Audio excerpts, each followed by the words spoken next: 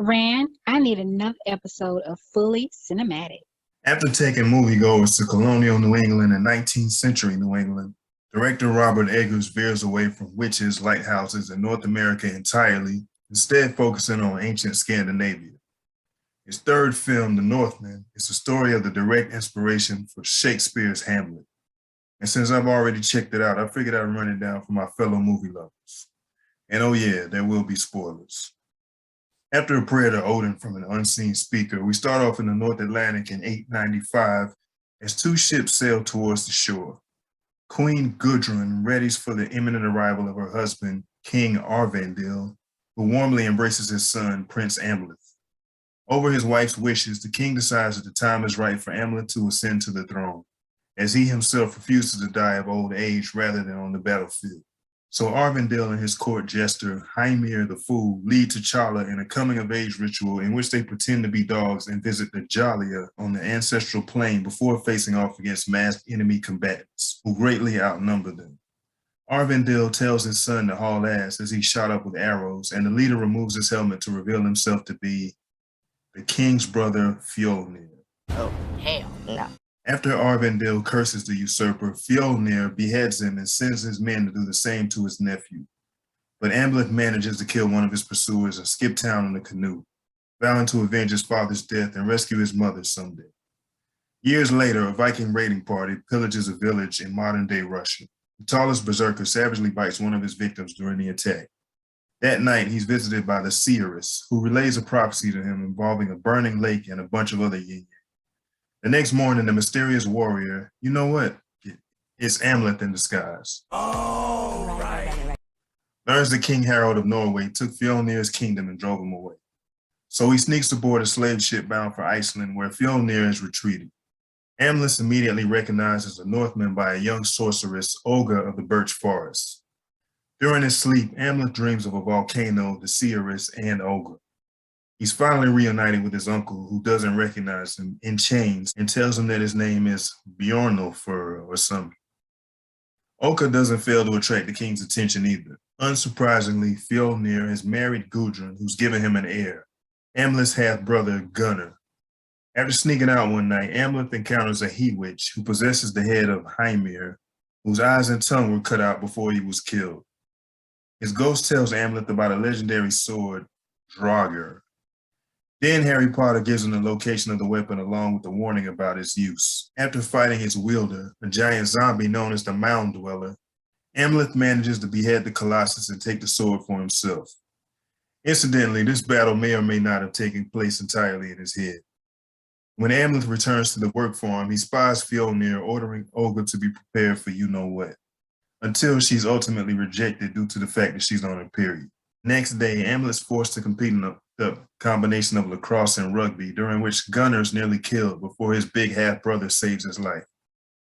Because of this act of heroism, Amleth's promised a reward of less work, a leadership position over other slaves, and Olga. He wastes no time exercising that last privilege, which thankfully is consensual, which is more than can be said for some of the get-togethers initiated by female characters on Vikings. The following night, Amleth murders a few of Fjolnir's son, Thorir's friends, and leaves their corpses on display. When the bodies are examined by a witch, she prophesies that there will be more deaths. Later that night, Amleth rallies a local wolf pack and kills another one of Fjolnir's men. On another such night raid, during which several of the king's men take dirt naps, he confronts his mother, who reveals that she conspired with Fjolnir to kill Arvandil, as well as Amleth, who she says was a product of non-consensual. Gudrun also makes a move on him and offers to be his queen if he kills her current husband and son. Oh, hell no. All right, so what? And I cannot stress this enough. Anyway, Amleth doesn't take the deal, but he does cut Thorir's heart out. In an attempt to root out the truth of what's taking place, Fjolnir begins decimating the slaves. When he gets to Olga, Amleth reveals himself and his true identity, offering Thorir's heart in exchange for her life.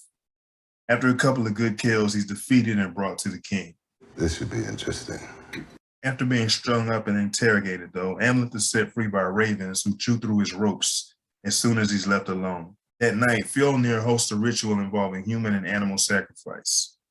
Meanwhile, Amlet is carried off to safety on horseback by Olga, who he hallucinates as a Valkyrie. They later board a boat and get the hell out of Iceland, where it's revealed that Olga's pregnant with twins. Believing that his new family is in danger, Amlet literally jumps ship and heads back to accomplish his life's mission once and for all.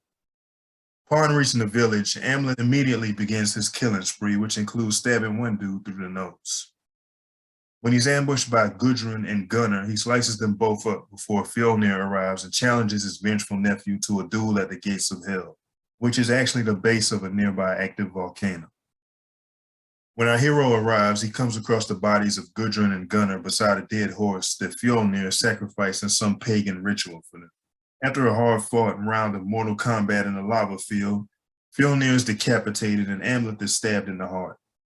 And he has one last vision of Olga with his boys before ascending to Valhalla. It would be generous to describe the accents on display here as inconsistent, which has to be a little frustrating for fans of Vikings and its sequel series Valhalla, not to mention actual Scandinavians, some of whom happen to be members of the cast, which includes 90s weirdo Bjork, believe it or not. However, like the aforementioned television series, when the accents click, the MCU's Thor franchise looks that much worse by comparison, or its commitment to its dicey British ones.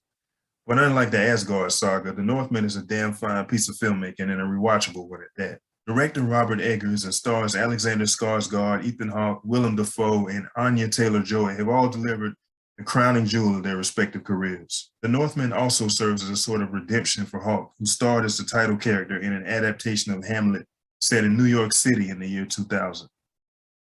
While reminiscent of Vikings of Valhalla, this film surpasses both and deserves some recognition during next year's award season. But I advise anyone who hasn't seen those two shows to avoid them, at least until after you watch The Northman. That way, most of what you see in the movie will be fresh and won't come off as a retread of familiar lore and imagery that you've already witnessed produced on a lower budget. In other news, it's time to highlight a few comments that viewers left on previous videos. Responding to my The Secrets of Dumbledore early review, Fresh Out the Shower said, "So this definitely sounds like one to watch if you're flipping through the channels and see it playing on TNT or FX. LOL. Thank you for the warning. I've never seen any Harry Potter movie or wanted to, but this caught my attention because I like Jude Law and Gellert Grindelwald. Plus, I'm curious to see what the guy from The Walking Dead brings to the screen." And Patricia replied to Fresh Out the Shower with, in part, "Remember that if you're refusing to see it because of hashtag Johnny Depp is my Grindelwald, then please remember that this movie needs to do well so as to give Johnny the chance to actually come back in the later movies. For the actor who played McNair, the executioner, was recasted for Prisoner of Azkaban and then came back for Order of the Phoenix. The bottom line is that if hashtag Fantastic Beasts, The Secrets of Dumbledore doesn't do well and they don't make the remaining two movies, then Johnny definitely will never be back as Grindelwald. Plus, you also have to remember that it's about to be a new company with new people overseeing it. So as such, you are technically not paying that company and are actually giving more of a chance than not having him actually return. Especially depending on what may happen with the results of his trial that's going to be happening shortly after the movie comes out. The new people taking over Warner Brothers right before it comes out." Commenting on my Reacher early review, Dave George said, "I read all the books and watched both Cruise films. This much better than the films and much more like the Reacher from the books. Well done, Amazon and Lee Child. Looking forward to the next series." Shout out to Patricia, Fresh Out the Shower, and Dave George for dropping comments. And shout out to everybody who hit the like button and subscribe to the channel. But that's enough of this conversation. I'm logging off. Fully cinematic. Please like and subscribe.